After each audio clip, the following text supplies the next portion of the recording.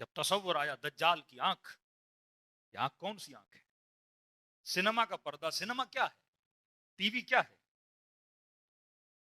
وہ جو سوچتا تھا، ابھی میں کہوں گا کربلا تو آپ کے ذہن میں کیا آئے گی؟ تصویر کربلا، بین الحرمین ذہن میں آ گیا، نجف اشرف ذہن میں آ گیا، سی ویو ذہن میں آ گیا، قائد اعظم تصویر ذہن کے اندر آ گئی۔ اب آپ رات کو بیٹھے ہو، کچھ سوچ رہے ہو، کوئی کہانی سوچ رہے ہو، کوئی تصور بنا رہے ہو، کوئی خواب دیکھ رہے ہو، یہ خواب کس کے اندر ہے؟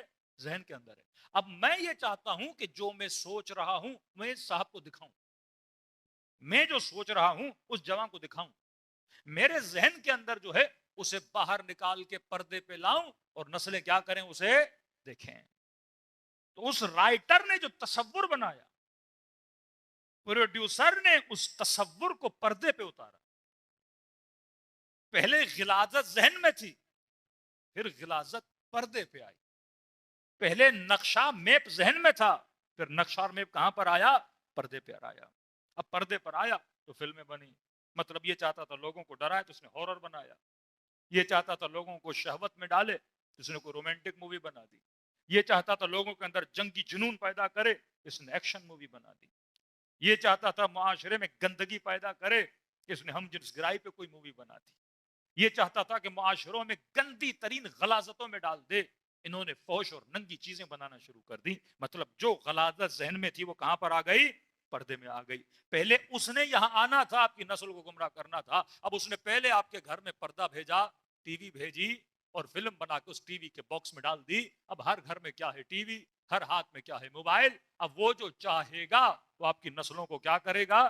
دکھائے گا۔ اب جب چیزیں دیکھی جائیں گی انسان اس چیز کو پسند کرے گا۔ اب کوئی ایکٹر پسند آ گیا، کوئی سیلیبریٹی پسند آ گئی، اب آپ نے اس کو فالو کرنا شروع کیا۔ جب فالو کرنا شروع کیا، اب جو پانی پیے گا آپ پیو گے، جو شربت پیے گا آپ پیو گے، جو کھانا وہ کھائے گا آپ کھاؤ گے، جو کپڑے وہ پہنے گا آپ پیو گے۔ کہ مولانا بیوی نے 30 دن ڈرامہ دیکھا کہ رب زندگی اجیرن بن گئی۔ کہ کیا ہوا؟ کہ وہ جو ایکٹرز نے کپڑے پہنے تھے مجھے لے جاؤ مارکیٹ سے ویسے ہی کپڑے دلواؤ۔ ہاں۔ کہا یوم ندعو کل اناس بامامہم، قیامت کے دن لوگوں کو ان کے امام کے ساتھ اٹھایا جائے گا۔ امام کون ہے؟ جس کے تو پیچھے چلا تھا، جس کو تو نے کاپی کیا تھا۔ نبی کی کاپی کرو تو سنت، اداکاروں کی کاپی کرو تو فیشن، یہ لباس کی کاپی۔ نائی کے پاس گئے، جناب بال بناؤں تو کیسے بناؤں؟ کا فلاں ایکٹر کی طرح آج بال بنا دیجئے۔ درزی کے پاس گئے، کپڑے کیسے پہنوں؟ کا فلاں ایکٹریس کا جو ڈیزائن تھا نا وہ ہماری کپڑوں کا بنا دیجئے۔ پھر کہیں ایسا نہ ہو قیامت کے دن آدھی قوم شاہ رخ خان کے ساتھ اٹھائی جائے۔ یوم ندعو کل اناس بامامہم، جس کو تو نے دنیا میں کاپی کیا تھا وہ تیرا امام ہے۔ زبان سے کہہ دیا کہ امام علی ہے، امام رسول ہے، لیکن سوال ہے تو کاپی کسے کر رہا تھا؟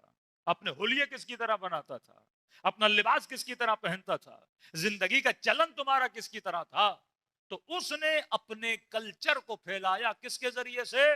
اپنے خیال کو میڈیا کے ذریعے سے پھیلایا اور لوگوں نے کاپی کیا۔ اب آؤ مکتب اہل بیت میں، یہ جلوس کیا ہے؟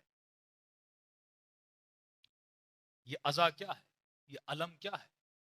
کا ایک گاؤں ہے، وہاں پہ 5000 گھر ہیں اہل سنت کے، 50 گھر ہیں شیعوں کے۔ بڑی ضد لگائی ہے شیعوں نے کہ ہم جلوس نکالیں گے۔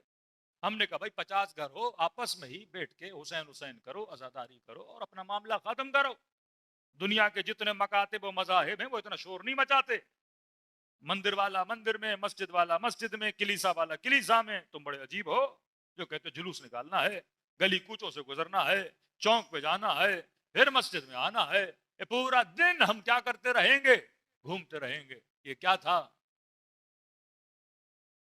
The best marketing,